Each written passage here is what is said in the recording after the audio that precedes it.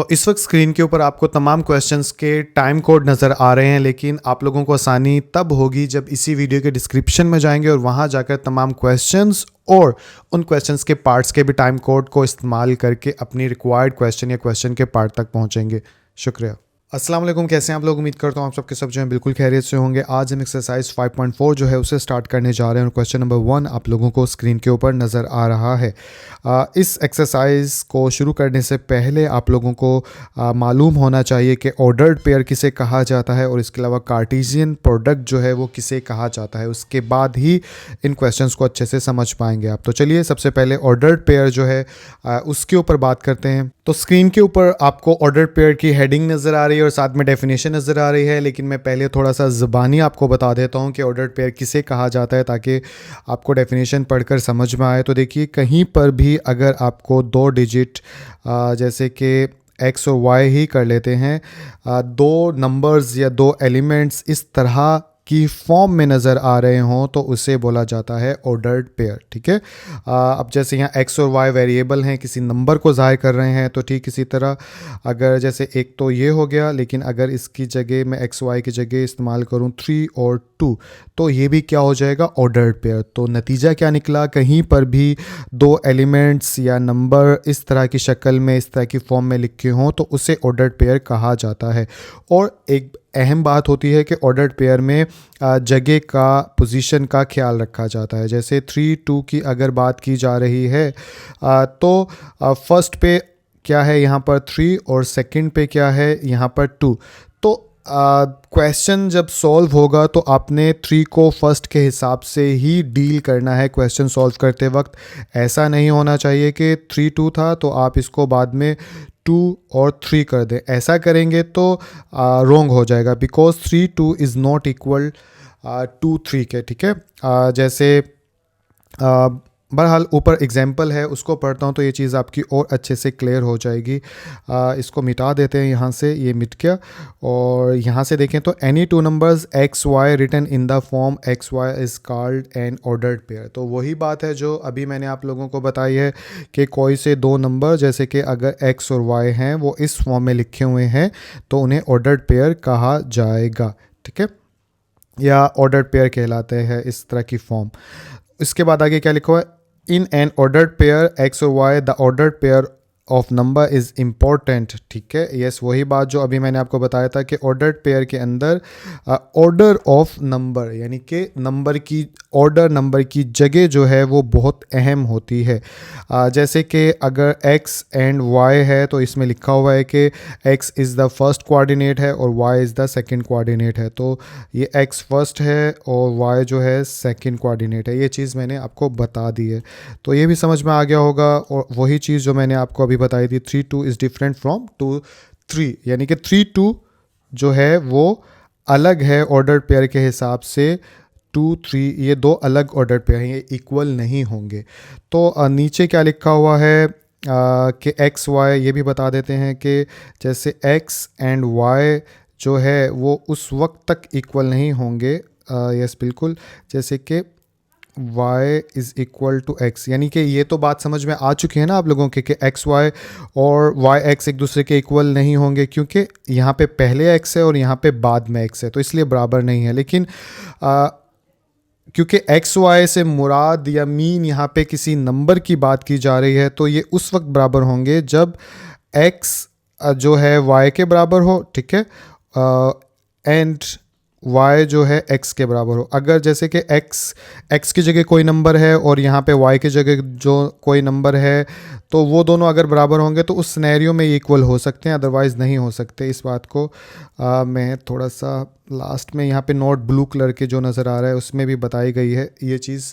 Sorry नज़र नहीं आ रहा आपको, अब नज़र आ रहा होगा। जैसे x यहाँ पे क्या लिखा हुआ है, X Y is equal to S T.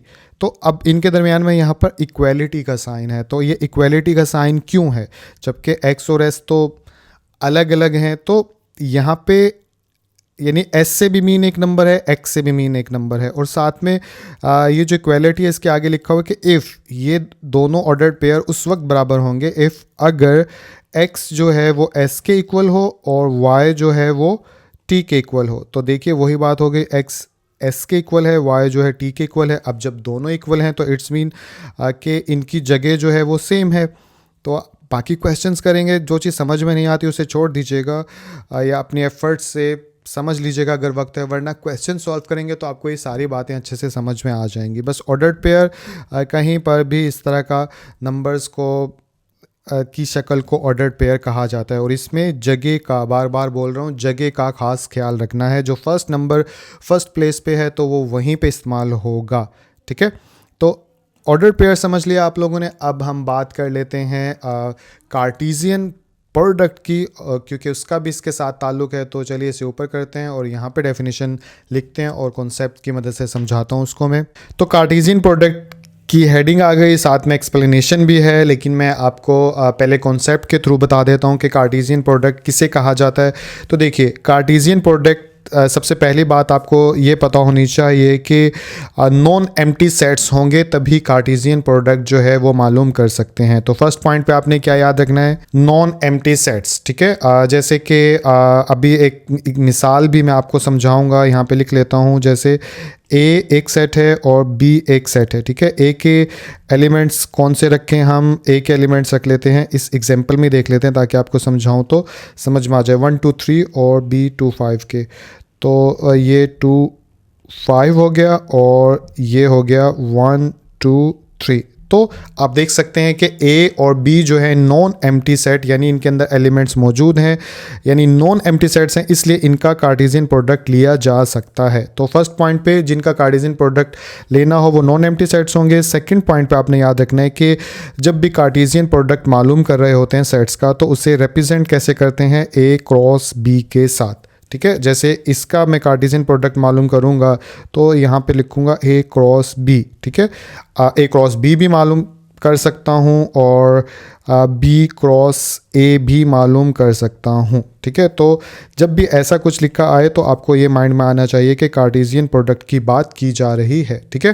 तो सेकंड पॉइंट में ये चीज़ याद रखनी थी। थर्ड पॉइंट में कि कार्टेशियन प्रोडक्ट जो है उसके अंदर हम करते क्या है, एक ये अहम बात है। तो इसके अंदर हम करते हैं, हम ऑल ऑर्डर्ड पेयर्स जो हैं उन्हें लिखते हैं। अब किन के ऑल ऑर्डर्ड पेयर, जो जिनके दरमियान लिया जा रहा हो, जैसे ए और बी के दरमियान कार्टेशियन प्रोडक्ट लिया जा रहा है, तो इसके अंदर हम क्या करेंगे, जितने भी यानी कि ऑर्डर्ड पेयर बन सकते हैं इन दोनों को इस्तेमाल करते हुए वो सब के सब इधर बना देंगे। और जब हम सारे ऑर्डर्ड पेयर ए बी के जो भी बन सकते थे उनको बना देंगे तो उसको बोलेंगे कार्टेशियन प्रोडक्ट। तो आई होप कार्टेशियन प्रोडक्ट जो है वो किसे कहा जाता है, क्या किया जाता है, ये भी पता चल गया। लास्ट चीज़ एक और भी आप लोगों को पता होनी चाहिए कि ये तो पता चल गया कि तमाम ऑर्डर्ड पेयर कार्टेशियन प्रोडक्ट के अंदर लिखते हैं, लेकिन हमें पता कैसे चलेगा कि कितने ऑर्डर्ड पेयर होंगे ए और बी के। तो उसका भी आसान तरीका है। आप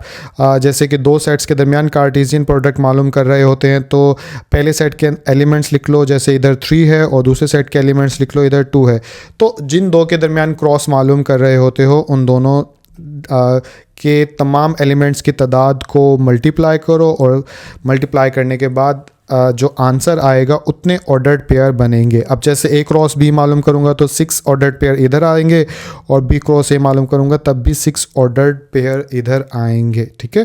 तो ये चीज़ भी आप लोगों को पता चल गई। तो बस ये चीज़ें अहम थी। आई होप कि आपको समझ में आ गया होगा। कैसे मालूम करते हैं वो चीज़ भी इधर देख लेते हैं।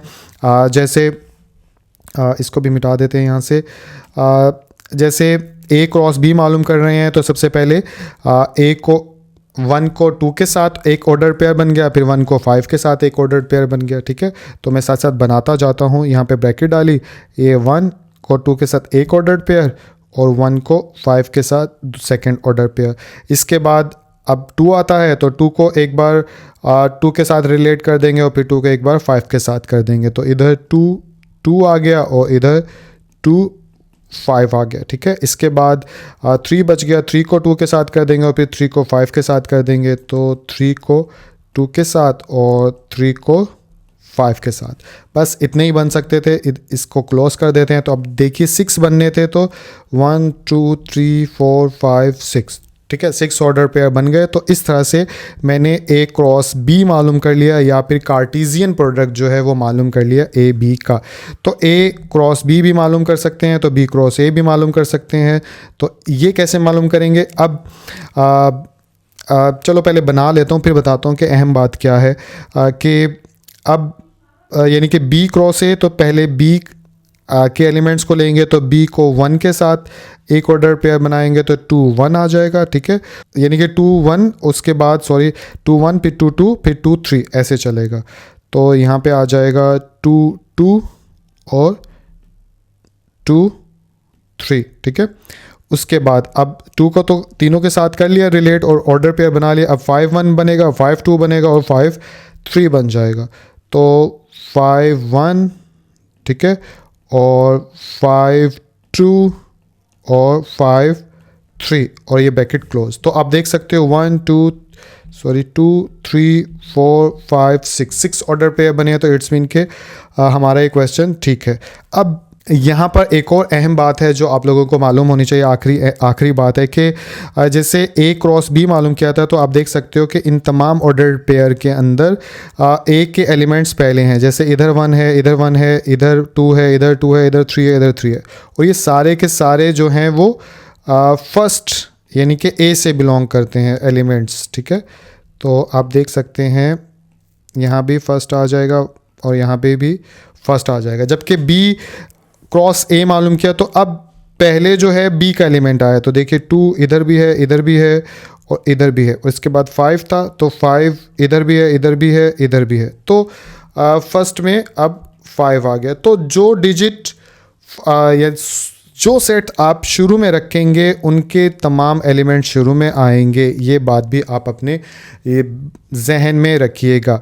तो अब आप यहाँ पे एक बार इसको मिटा देता हूँ, ब्लैक्स को। यस, तो मिटा चुका हूँ। अब ये बात भी जहन में रखिएगा कि जैसे A multiply A cross B और बी क्रॉस ए जो है वो इक्वल नहीं है। क्यों इक्वल नहीं है? क्योंकि ऑर्डर पेयर के प्लेसेस जो हैं वो बदल गए। इधर 1 2 पहले है और इधर 2 1, यानी इधर 1 पहले है और नीचे वाले में 2 पहले है। तो ऑर्डर्ड पेयर जो हम बात कर रहे थे कि ऑर्डर पेयर में जगह अहम रोल प्ले करती है, तो आप देखिए कि सिर्फ जगह तब्दील करने से ए और बी और ए के, तो ये टोटल एक दूसरे से डिफरेंट रिजल्ट्स आए, और इसलिए हम यहाँ पे लिख सकते हैं कि ये दोनों एक दूसरे के इक्वल नहीं हैं। तो आप लोगों को आई होप कि कार्टेशियन प्रोडक्ट जो है वो भी समझ में आ गया होगा, और ये डेफिनेशन के अंदर ये सब यही बात की जा रही थी। इसे वीडियो को यहाँ पे रोक लीजिए और पढ़ लीजिए, आपको समझ में आ जाएगा। जल्दी से पढ़ूँ तो Cartesian product of 2 non empty sets A and B. Yes बिल्कुल, ए और बी नॉन एम्प्टी सेट्स हैं, उनका कार्टेशियन प्रोडक्ट लिया जा रहा है, और वो रिप्रेजेंट किससे, डिनोट किससे किए जाते हैं, ए क्रॉस बी के साथ। और इसमें क्या किया जाता है, consist of all ordered pairs, सारे ऑर्डर्ड पेयर्स होते हैं, जैसे कि एक्स वाई, और एक्स और वाई जो है ए बी से बिलोंग करना चाहिए। जैसे कि इधर जितने भी एलिमेंट्स हैं या ऑर्डर्ड पेयर्स हैं वो सारे के सारे ए और बी से ही बिलोंग करते हैं। तो ये बात ऊपर की जा रही है। ठीक है, तो तीनों पॉइंट्स इस पहली लाइन के अंदर हमारे आ चुके हैं। बाकी इधर एग्जाम्पल है कि ये ए बी जो अभी मैंने आपको करके दिखाया, ए क्रॉस बी क्रॉस ए, वही चीज़ यहाँ पे बताई गई है। तो आई होप समझ में आ गया होगा। अब हम एक्सरसाइज की तरफ चलते हैं और क्वेश्चंस को सॉल्व करते हैं। तो क्वेश्चन नंबर 1 आप लोगों को अब स्क्रीन के ऊपर नज़र आ रहा है, इसको पढ़ते हैं, आपको समझ में आएगा। इफ़ अगर ए जो है इस सेट के इक्वल हो, बी जो है इस सेट के इक्वल हो, ठीक है, ये बी है हमारे पास, then find A cross B and B cross A हमने मालूम करना है। तो ये आसानी से मालूम कर सकते हैं। इसे मालूम करने के लिए हम सबसे पहले क्या करेंगे, इधर सोल्यूशन लिखेंगे। तो ये लिख लिया मैंने सोल्यूशन, और सोल्यूशन लिखने के बाद इधर जो गिवन डेटा है, जैसे ए हमें दिया गया है तो एक बार ये लिख लेते हैं। ए हमारे पास है ए और बी के, ठीक है, और उसके बाद हमें बी दिया गया है। बी किसके इक्वल है, बी है सी और डी के, ठीक है, ये सी डी आ गया। अब सबसे पहले ए क्रॉस बी मालूम करना है, तो इधर लिख लेते हैं ए क्रॉस बी, और इधर लिख लेते हैं ए का सेट, तो यहाँ पे आ जाएगा ए बी और फिर क्रॉस आ जाएगा, और इधर बी आ जाएगा सी डी। ये ऐसे हो गया। अब हम इसे मालूम करेंगे, तो आसान सा है कि पहले ब्रैकेट डाल लेते हैं, फिर मिडल ब्रैकेट। ऑर्डर पेयर कैसे बनेगा, एक बार ए को इसके साथ, ठीक है, और फिर ए को उसके बाद मैं कलर चेंज कर लेता हूँ। यस, एक बार ए को सी के साथ, फिर ए को डी के साथ, फिर उसके बाद क्या करेंगे, ऑर्डर्ड पेयर बनेगा बी को सी के साथ और फिर बी को डी के साथ। तो ऐसे मैं लिखने वाला हूँ, ठीक है। तो इसको रिमूव कर देते हैं, यहाँ पर इसी कलर से लिख लेता हूँ ताकि आप लोगों को पता तो रहे। ए और सी हो जाएगा फर्स्ट, ठीक है, उसके बाद फिर कॉमा और फिर ए को डी के साथ करेंगे तो इधर आ जाएगा ए कॉमा डी। उसके बाद अगला ऑर्डर पेयर अब बी और सी का बनेगा तो यहाँ पे आ जाएगा बी कॉमा सी। उसके बाद फिर कॉमा और फिर बी डी का बनेगा तो यहाँ पे आ जाएगा बी कॉमा डी, ठीक है, और ये ब्रैकेट क्लोज। तो ये हमारे पास ए क्रॉस भी आ गया। और हमने सही मालूम किया है। तो ऑर्डर्ड पेयर के नंबर्स को हम चेक कर लेते हैं और उसके लिए क्या प्रोसीजर है कि सेट ए है, इसमें 2 एलिमेंट्स हैं, इसको मल्टीप्लाई कर दो सेट बी के साथ, उसमें कितने, उसमें भी 2 एलिमेंट्स हैं, तो ओवरऑल 2 टू द कितना होता है 4। तो आंसर में या ए क्रॉस बी के अंदर 4 ऑर्डर्ड पेयर होने चाहिए। तो देख सकते हैं 1 2 3 4। तो इट्स मीन के हमारी तादाद जो है वो बिल्कुल ठीक है। और इस तरह ए क्रॉस बी हमने मालूम कर लिया। ठीक इसी तरह बी क्रॉस ए मालूम करेंगे। तो बी क्रॉस ए मालूम करने के लिए इधर लिख लेते हैं बी क्रॉस ए, और साथ में अब हम क्या करेंगे, सबसे पहले बी का सेट लिखेंगे। तो यहाँ पे आ गया सी डी, और उसके बाद क्रॉस, उसके बाद ए का सेट जो है ए बी है, तो यहाँ पे आ गया ए कॉमा बी। तो ये ए का सेट आ गया। अब इसको भी कर लेते हैं, इधर एक लाइन छोड़ के लिख लेते हैं ताकि आपको समझ में आए। सी को ए के साथ और फिर सी को बी के साथ, ठीक है। तो यहाँ पे लिखते हैं, तो ये हो गया ब्रैकेट, स्मॉल ब्रैकेट, सी को ए के साथ, ठीक है, और फिर कॉमा और फिर करेंगे सी को बी के साथ, फिर कॉमा, अब डी को ए के साथ, फिर डी को बी के साथ।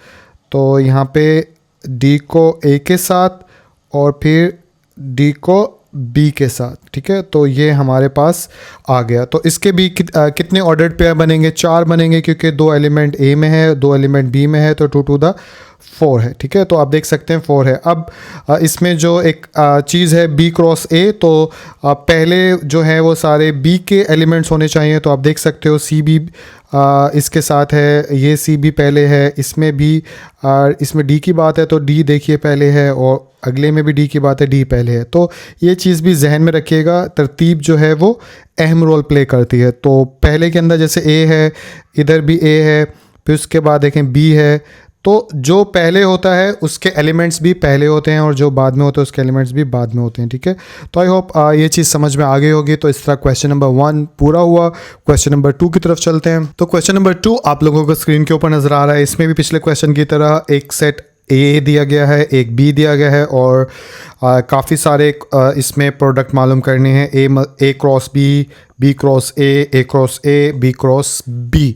तो 1 बाय 1 वही प्रोसीजर है, मालूम कर लेंगे। तो चलिए मालूम करते हैं।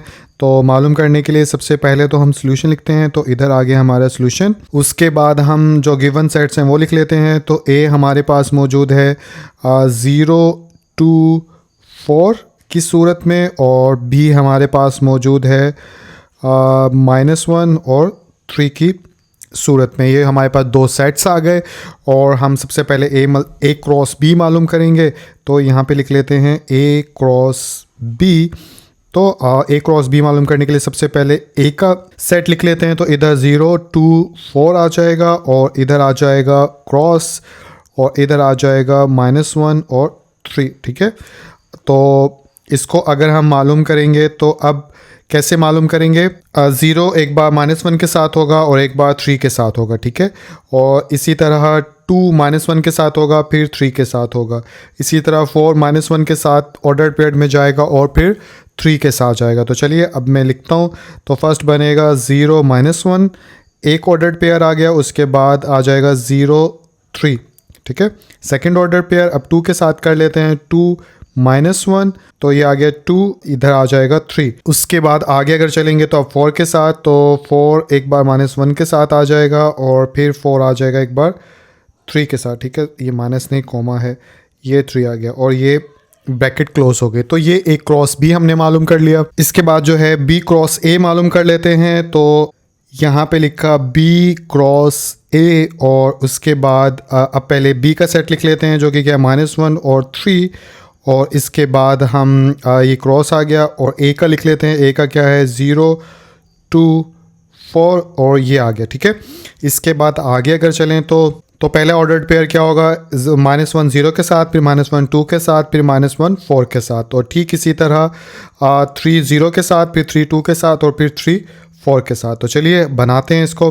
तो यहाँ पे आ जाएगा -1 एक बार 0 के साथ, फिर -1 आ जाएगा 2 के साथ, फिर -1 आ जाएगा 4 के साथ, ठीक है।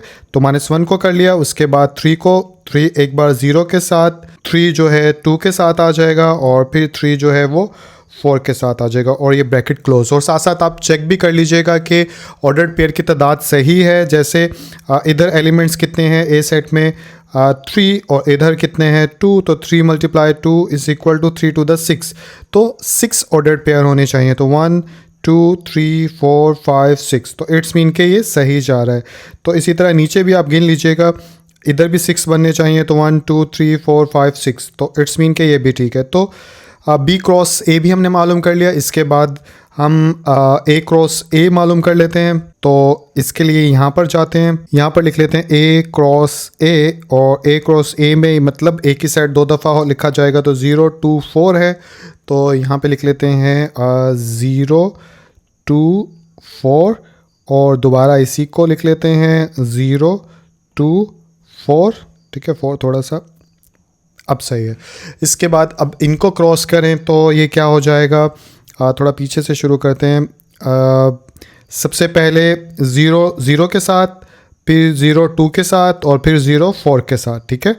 तो यहाँ पे आ जाएगा 0 0 के साथ, फिर 0 2 के साथ और फिर 0 4 के साथ, ठीक है। उसके बाद अब 2 0 के साथ, 2 2 के साथ और फिर 2 4 के साथ। तो चलिए, तो 2 आ गया 0 के साथ, फिर 2 सॉरी कॉमा नहीं डाला, ये 2 आ गया 2 के साथ और फिर 2 आ गया 4 के साथ, ठीक है।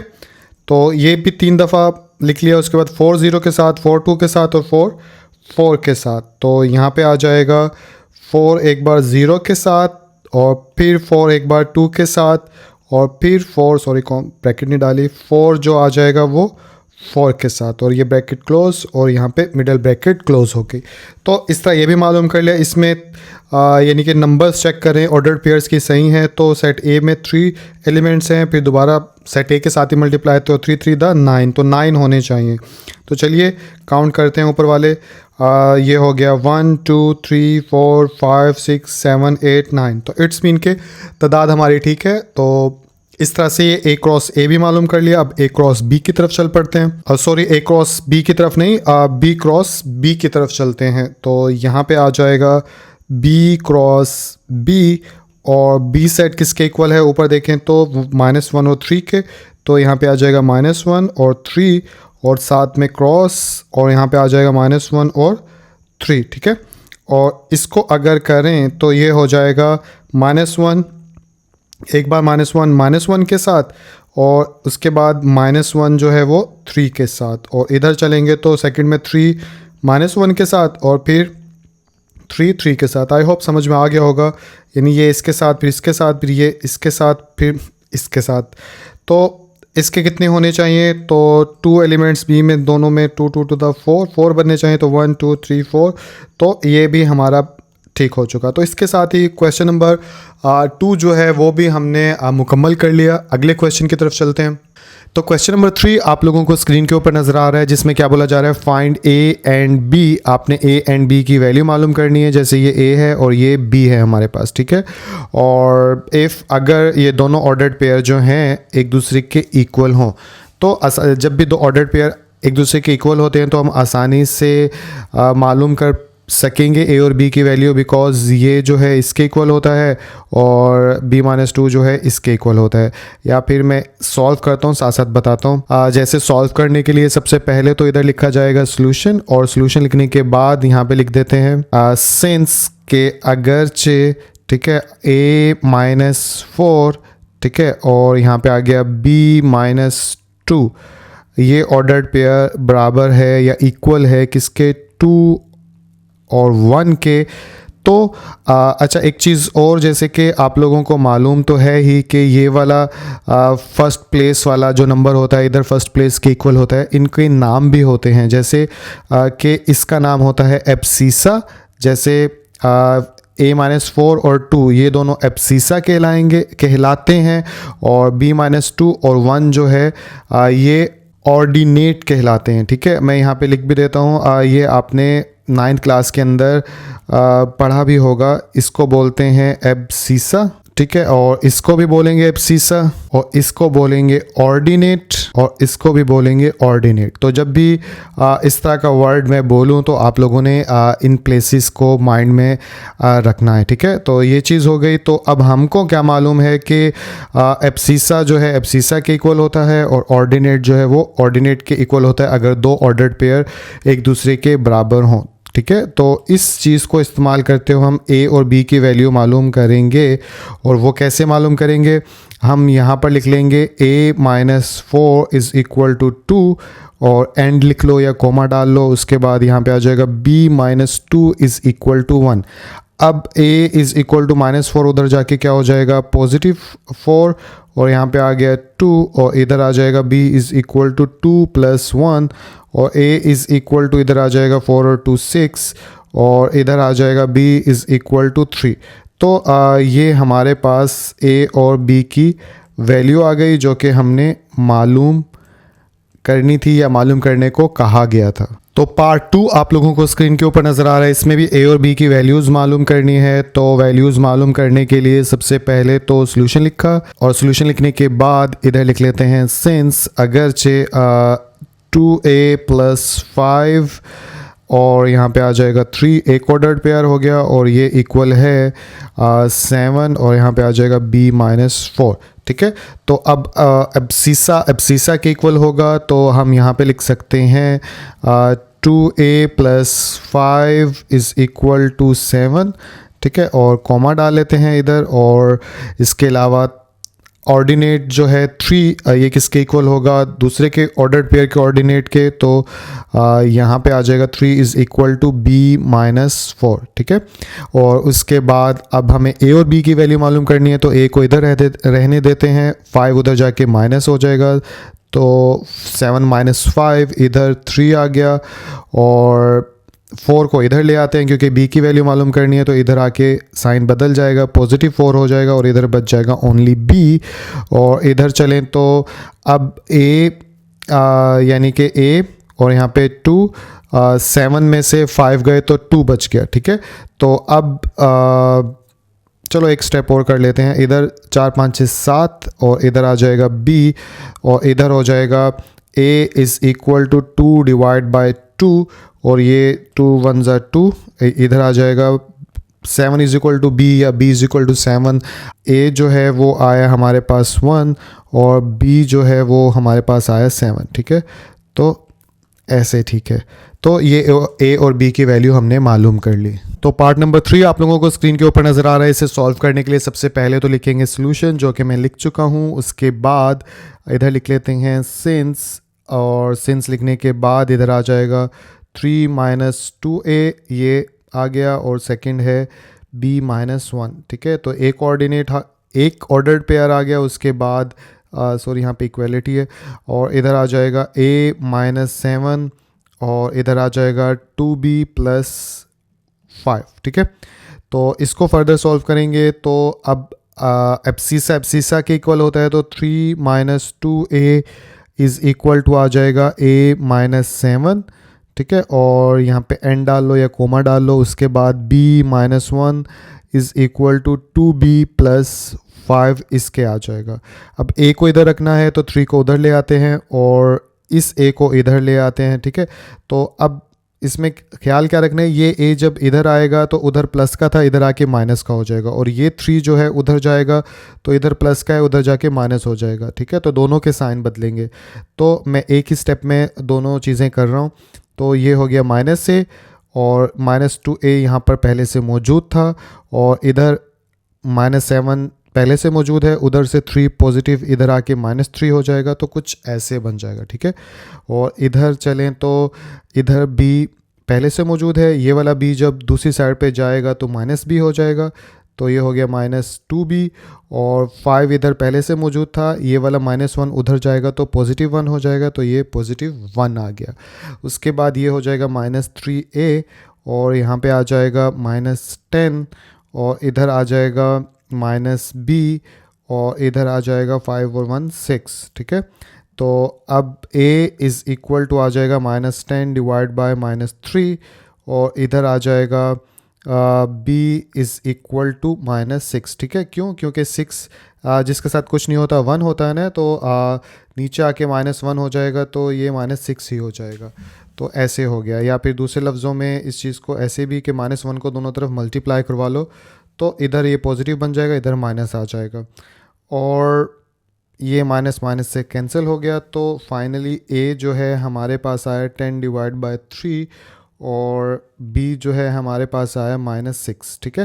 तो आई होप ये क्वेश्चन भी समझ में आ गया होगा। तो क्वेश्चन नंबर 4 आप लोगों को स्क्रीन के ऊपर नज़र आ रहा है, इसको भी पढ़ लेते हैं। इसमें क्या बोला जा रहा है कि आई फाइंड द सेट्स, आपने सेट्स मालूम करने हैं किसके, x के और y के, और बदले में जो इन्फॉर्मेशन दी गई है इफ़ अगर x क्रॉस y जो है इसके बराबर हो। तो आसान सा सवाल है कि x क्रॉस y दिया गया है और इसकी मदद से आप x और y के सेट अलग अलग मालूम करके बता दो। तो इसको सॉल्व करने के लिए सबसे पहले तो लिखा जाएगा यहाँ पर सॉल्यूशन, और सॉल्यूशन लिखने के बाद जिससे मालूम करना है x और y, तो वो x क्रॉस y से मालूम करना है, तो x क्रॉस y जो है वो लिख लेते हैं यहाँ पर। तो वो है हमारे पास a, और उसके बाद आ जाता है b, a, ठीक है। उसके बाद आ जाता है c, a, उसके बाद आ जाता है d, a, ठीक है। तो यहाँ पे आ गया d, a, ठीक है, और ये ब्रैकेट हो गई क्लोज।